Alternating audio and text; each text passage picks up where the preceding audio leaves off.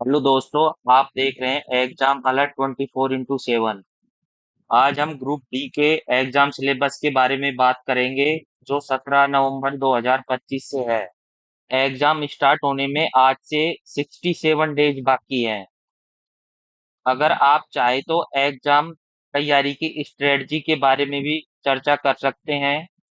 मैंने RRB NTPC 2019 की तैयारी कैसे की, जिससे मेरा सिलेक्शन हो पाया। चलिए एग्जाम सिलेबस की बात करते हैं। देखिए, notification number CEN number 08/2024, recruitment of various post in level first of 7 CPC पे मैट्रिक्स। अब इसके एग्जाम सिलेबस के पेज पे चलते हैं। देखिए, इसमें recruitment process, the recruitment process shall comprise of following stages. कितने चरणों में इसका रिक्रूटमेंट प्रोसेस होगा? इसका रिक्रूटमेंट प्रोसेस 4 चरणों में होगा। सबसे पहला चरण है कंप्यूटर बेस्ड टेस्ट। सेकंड चरण है फिजिकल इफिशिएंसी टेस्ट, शारीरिक दक्षता। Third document verification. और फोर्थ है मेडिकल एग्जामिनेशन। पहला चरण सीबीटी। सीबीटी के लिए सिलेबस क्या है? सीबीटी के लिए एग्जाम ड्यूरेशन इन मिनट। एग्जाम 90 मिनट का एग्जाम होगा, 1.5 घंटे का एग्जाम होगा। टोटल नंबर ऑफ क्वेश्चन कितने होंगे इसमें? टोटल नंबर ऑफ क्वेश्चन 100 होंगे। ये किस तरीके से डिवाइड है? जनरल साइंस के 25 क्वेश्चन, मैथमेटिक्स के 25 question, general intelligence and reasoning के 30 question, general awareness and current affair के 20 question. Total number of question कितने हो गए? ये 25, 25 50, 50 प्लस 30 80, और plus 20, total number of question कितने हो गए? 100। और number of question each of 1 marks. हर एक क्वेश्चन 1 नंबर का होगा, तो टोटल कितने? 100 नंबर का पेपर होगा। 100 नंबर का पेपर होगा। Duration 90 minutes. और मतलब एक क्वेश्चन 1 मिनट के अंदर, 1 मिनट से भी कम मिलेगा एक क्वेश्चन को करने में। अब ये लिखा हुआ है कि examination duration will be 120 minutes for eligible PWBD candidates accompanied with scribe. मतलब PWBD उम्मीदवार जिन्हें लेखक की आवश्यकता होती है के लिए परीक्षा अवधि 120 मिनट होगी, 120 minutes.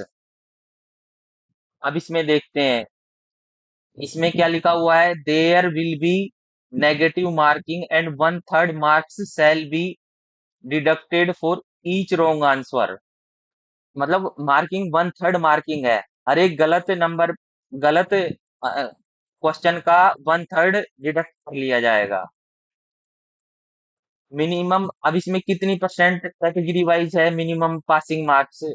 Minimum percentage of marks for short listing in various communities. UR को मिनिमम 40%, ईडब्ल्यूएस को 40%, ओबीसी एनसीएल को 30%, एससी 30%, एसटी 30%।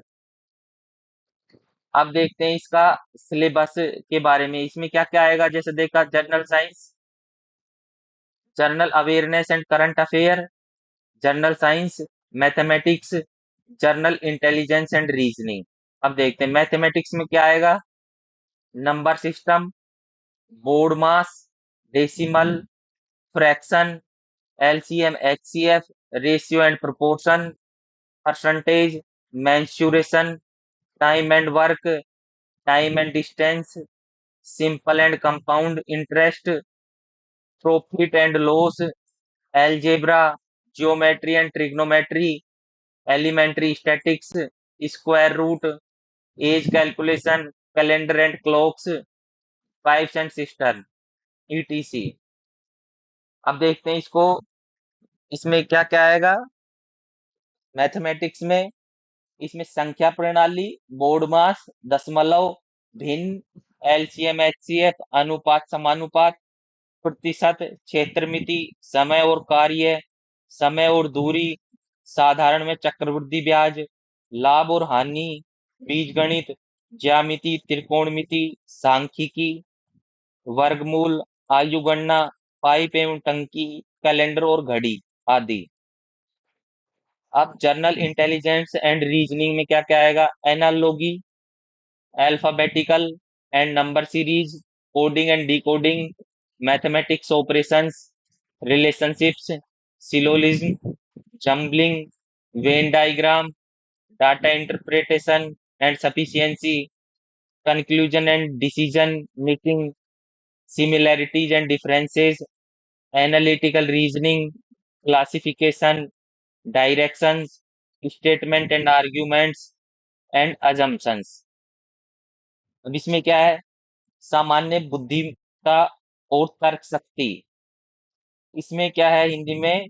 समानता, अक्षर और संख्या श्रेणियां, कोडिंग डिकोडिंग, गणितीय संचालन, संबंध, सिलोजिज्म, वैन आरेख, डेटा व्याख्या और पर्याप्तता, निष्कर्ष और निर्णय लेना, विश्लेषणात्मक तर्क, वर्गीकरण, दिशा निर्देश, कथन, तर्क और अनुमान आदि।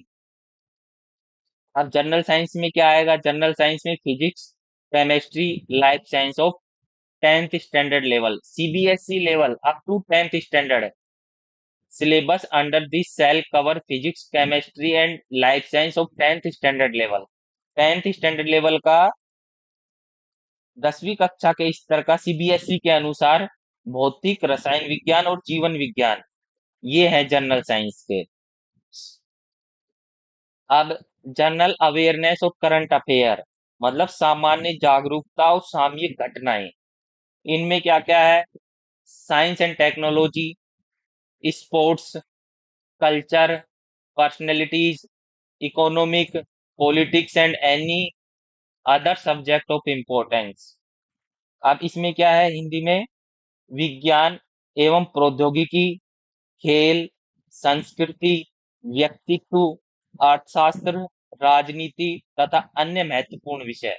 आपको किसी टॉपिक में प्रॉब्लम है तो कमेंट बॉक्स में लिखे, और आप चाहते हैं उस पर चर्चा करना तो हम उस पर चर्चा करेंगे। आप चैनल को सब्सक्राइब करें और उस टॉपिक का नाम कमेंट करें। यदि हम एक वेल प्लान स्ट्रेटजी के साथ पढ़ेंगे तो सिलेक्शन इजी हो, उपलब्ध करवा दूंगा। किसी भी टॉपिक में अगर कोई भी प्रॉब्लम हो तो ग्रुप डी के एग्जाम की हर अपडेट के लिए आप चैनल को सब्सक्राइब करें, और किसी भी टॉपिक में कोई भी प्रॉब्लम हो आपको तो कमेंट बॉक्स में आप टाइप करें, जिससे उस पर चर्चा करेंगे। धन्यवाद।